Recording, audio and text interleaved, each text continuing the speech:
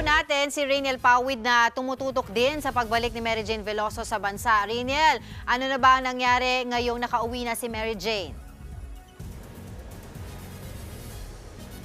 Angela, kakumpirma lang natin mula dito sa Bureau of Corrections doctors na kanina nga ay nagkaroon ng motion sickness itong si Mary Jane Veloso. Paglapag nung sinasakyan naming eroplano dito sa Pilipinas. Pero ang lahat ng yan ay may kaugnayan doon sa naging ilan niya pang sakit at pagkahilo noong siya ay nasa Yogyakarta pa doon sa may Indonesia. Bali 3 beses siya na nagsuka traveling to Yogyakarta from Jakarta, and from Jakarta doon sa Piita nung ililipat na siya kagabi, ito-turn over na siya sa Philippine government, ay nagsuka pa itong si Mary Jane. Pero lahat ng yan nakikita natin na nilalabanan ni Mary Jane dahil all smile siya, dahil ang target niya nga lang daw sa ngayon ay makita yung kanyang pamilya. May mga small talks din na nangyari kagabi between News 5 and dito kay Mary Jane Veloso, at ang una niya nga raw na target gawin pagbalik nga dito sa Pilipinas ay makasimba.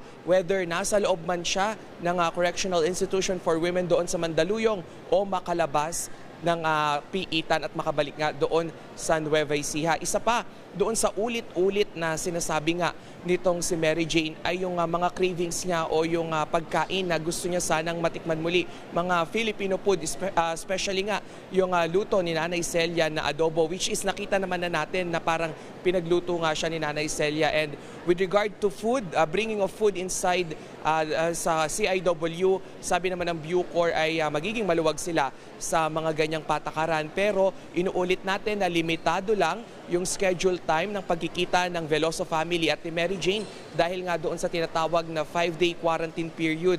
So pag natapos na yon ay tiyak na ligtas na si Mary Jane at ligtas na rin yung mga bibisita sa kanya. So yun nga, inaasahan na pagdating ng bisperas ng Pasko at sa Pasko ay papahintulutan na yung pamilya ni Mary Jane na makabisita whole day. So sa dalawang magkasunod na araw na yon. Angela.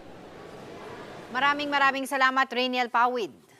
Mga kapatid, Dimples Romana po, kumpletuhin ang inyong umaga ng mga kwentong puno ng inspirasyon. Salubungin po ang bawat araw ng may ngiti at pag-asa. Kaya't mag-subscribe na po at mag-follow na sa aming social media pages ng News 5.